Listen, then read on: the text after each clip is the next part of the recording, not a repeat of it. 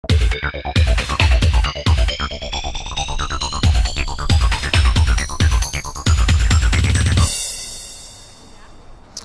I'm Adam Beck. I'm the president of Andover Little League. I want to go over today a few tips that need to be done after every game in terms of raking the fields and prepping the field so that they're ready to play for the next game. This is really important, and actually raking the field is even more important after the game than what you do to prep the field before the game. I hope you watch this video and use these tips going forward. The big issue that we've had over the years is lip formation between the grass and the edge of the infield dirt, and so I'm going to show you how to prevent that today. So we just played a game here at Daremont Blanchard Field, and you can see the batter's area. There's a lot of depression here where the right-handed hitters have been hitting.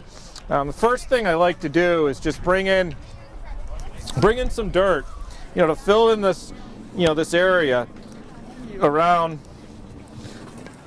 the plate. Bring it. The dirt generally ends up mounding up over here on the side and back, so you bring it in and really just try to fill in this area where it's gotten low. We always have extra dirt. We carry a pile back there in the back by the sheds, so you can put some in a wheelbarrow or a trash container and drag it up here as well. Around the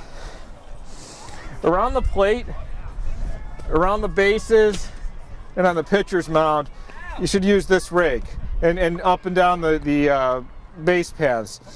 The draggers are for the infield. One of the basic principles of raking the field is we don't rake dirt into the grass. That's how lip formation happens. So you never, ever, ever want to rake this way. And you don't, this happens every year when there's a rainstorm. We see low spots, puddle formation, and people are always trying to sweep water with dirt into the grass. This is the worst thing you can do. So what you want to do is bring the dirt. You want to bring the dirt into the area where there was the puddle. And you keep bringing the drier dirt into that area, and you mix it together until you're happy with the consistency. Do not push water into the grass, because you're pushing water and dirt into the grass, and that's just going to create lip formation by repeating this over and over and over again. So again, after the game, we're raking this whole area by hand, and you want to rake towards the dirt, not away from the dirt. I mean away from the grass towards the dirt, like this.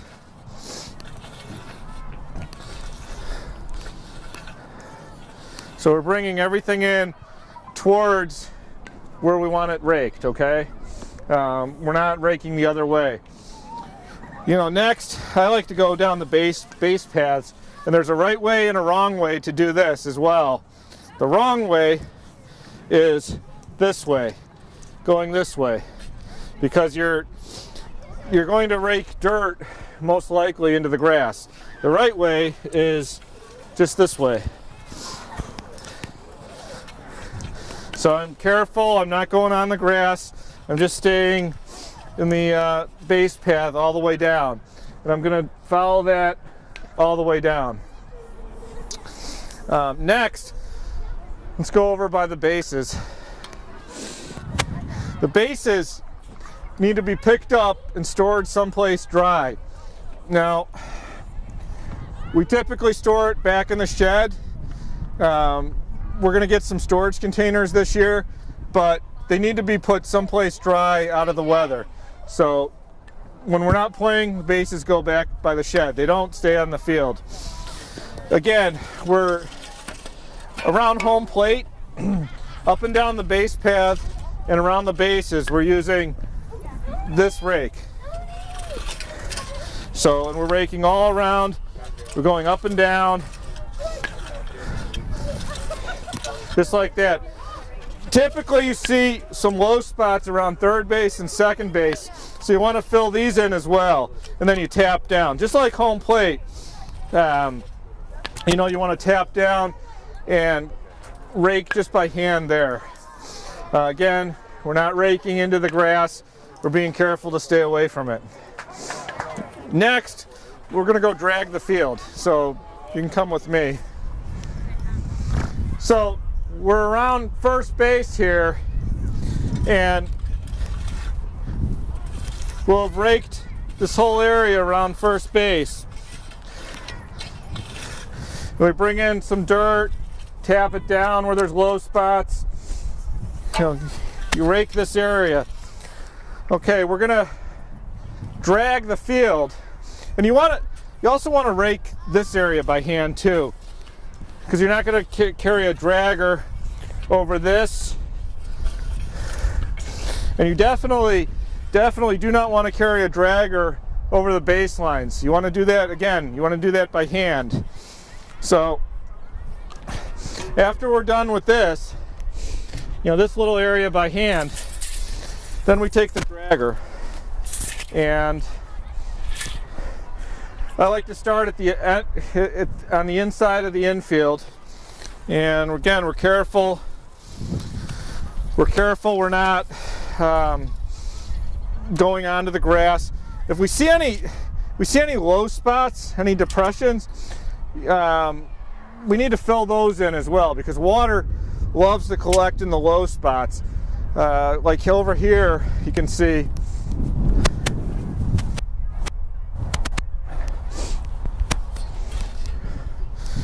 a low spot forming over here. So if it's going to rain, the water's going to collect there, and that's going to be a problem for whoever plays on the field the next day. So again, I like to start on the inside here, and I work my way all the way around. Again, more low spots. I'll go back here and rake those in by hand, just to make sure water doesn't collect there. But I go all the way around the field, and then loop around, and then do all the way out to the outfield, up to the edge of the outfield grass.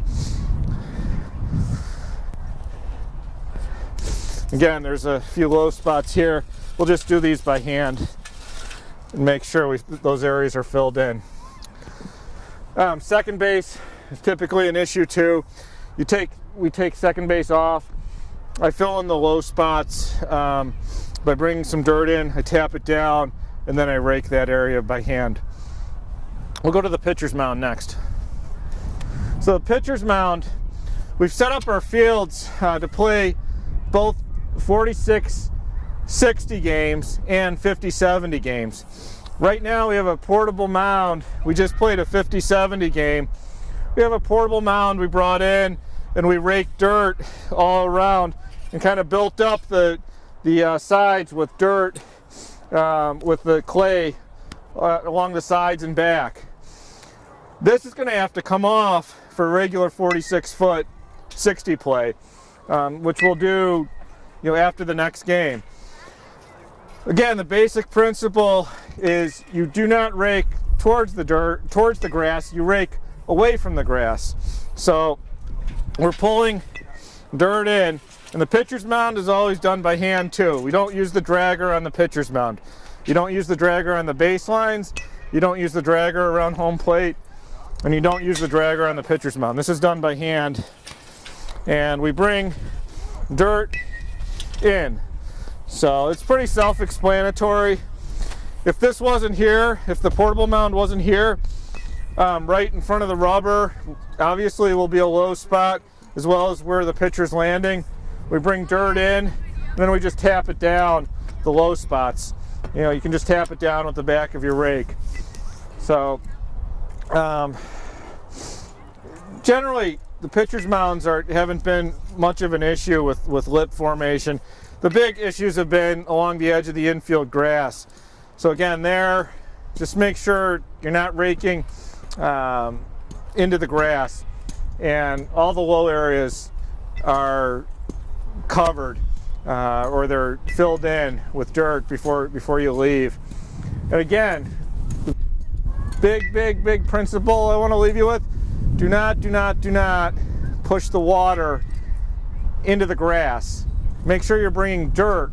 Like if there was a big puddle, let's say here, we want to bring the dirt in and just mix it together. And we, there's different things, different materials out there, that we can bring in quick dry. There's extra clay back there too, the extra clay dirt mixture you can bring in too to help prep the fields after a rainstorm. Okay, next we're going to go talk about the tarps. So you can come with me. Okay, next we're going to go talk about the tarps. So these are the tarps we use to cover the fields. We're going to keep these this year on this rack, and only when we know there's going to be a rainstorm we'll cover the field. I'd like them to stay folded. The big issue we've had in the past is dragging these along the asphalt here, and it just creates rips. The tarps are really expensive. Actually, the weighted tarp, batter's box and pitcher's mound, was super expensive. I think it was about $1,000. The other tarps are several $100s for the field. So we don't want to drag these on the asphalt, because it just creates rips, and they don't even last a season if we do that. We had this problem several times in the last couple of years where we had to replace tarps in the middle of the season because of tears, and they're useless. Once you get a tear in them, they're completely useless.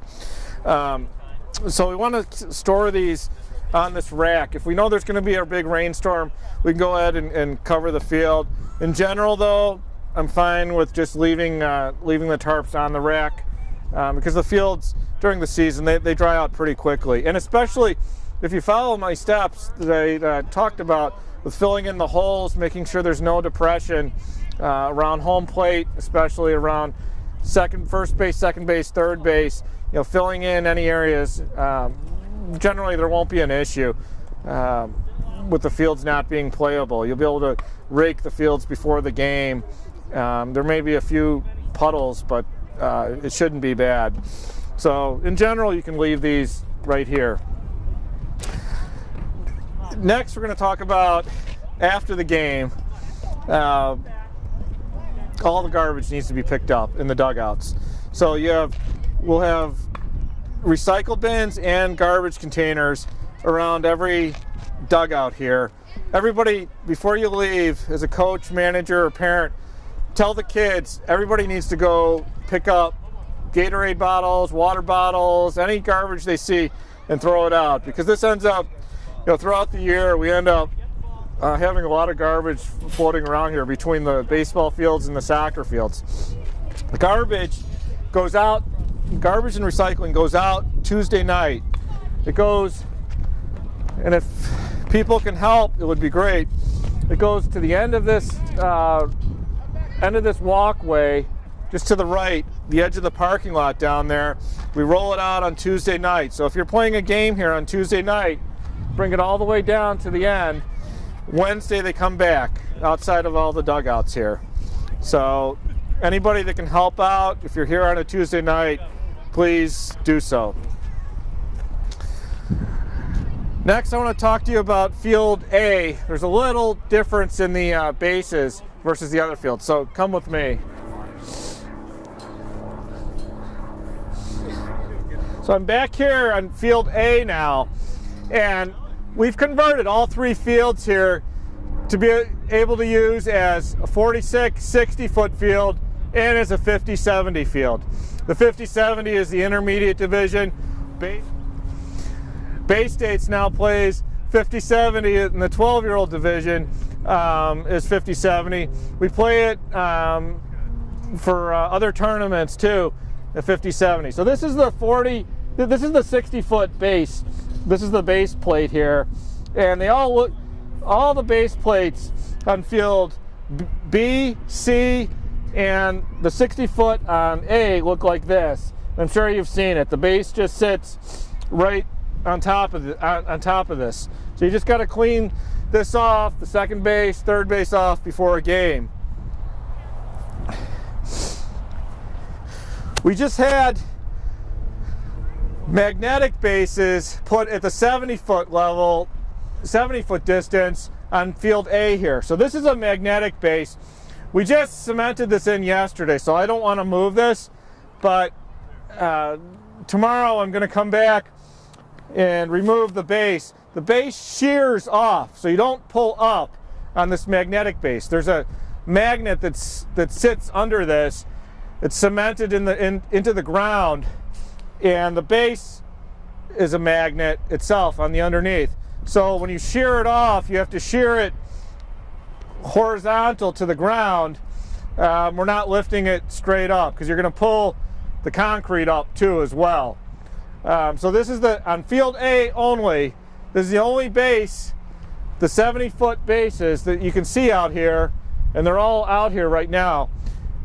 The 70-foot bases are different than every other base on field B, C, and the 60-foot base on field A here. So just know this is a magnet. You shear it off, but I'm not going to do that today. So we're on field A, the pitcher's mound here, and we set up on all the fields. We set up 2 sets of pitching rubbers. We go back and forth on, whether to have the 2 sets of rubbers versus using the portable mounds.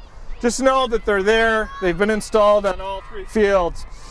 Here you can see, this is the 46-foot pitching rubber.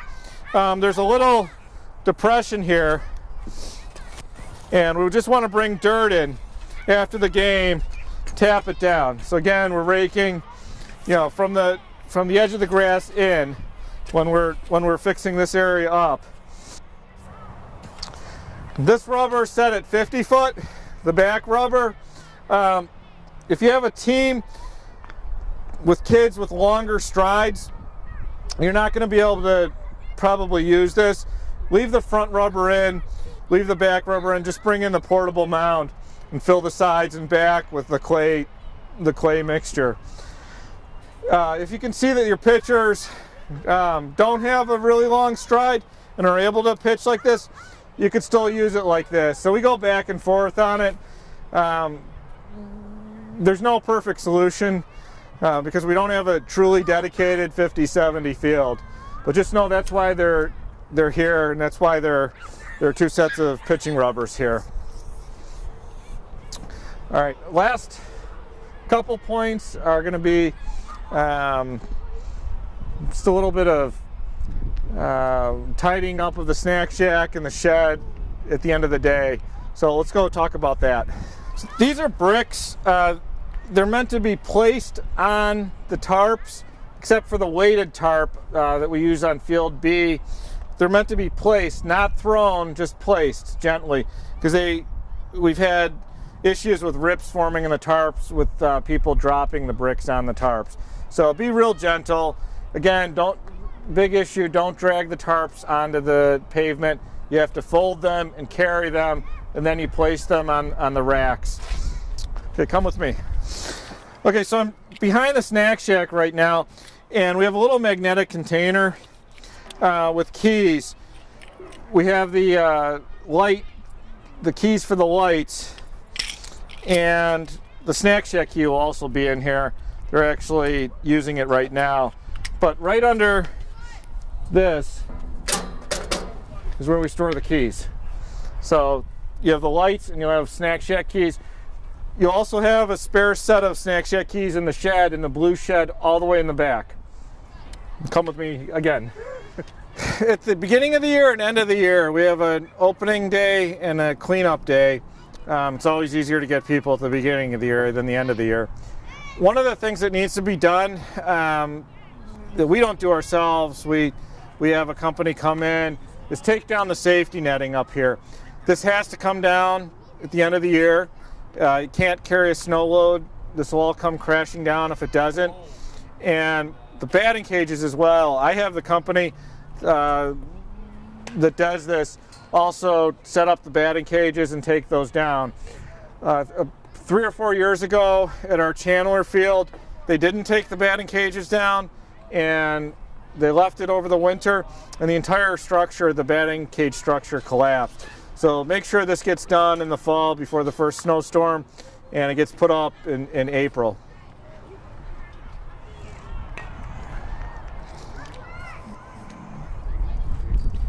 This is how we turn the lights on and off at Blanchard.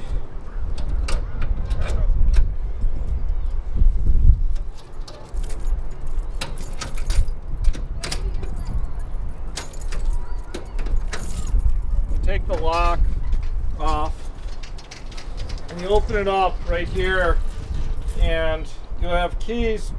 Again, the keys are right behind the snack shack, as I showed you. You have keys. It's a silver key, looks like this, and you put it right in, and you turn from off to on, and you do it on the 3 fields, just like this: off to on, off to on. There's a hard stop of the lights at 9:30 in Andover. The lights have to be off at 9:30, not 9:31. So we stop our majors games. We won't let an inning start past 9 o'clock. So again, at the end of the night, after everybody's off the field and they're walking to their car, turn each one off. You go from on to off, on to off, on to off.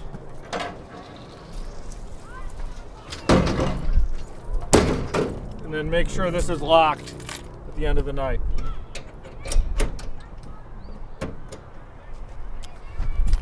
I hope these tips help you, and you've learned something today. I'd ask you, we've put a lot of work into these fields, so really try your best to follow what I've talked about today. Make sure that we're not getting lips, throughout the course of the year. The more you follow this, the better everybody will be, and the happier the kids will be, and the safer everyone will be as well. Thank you.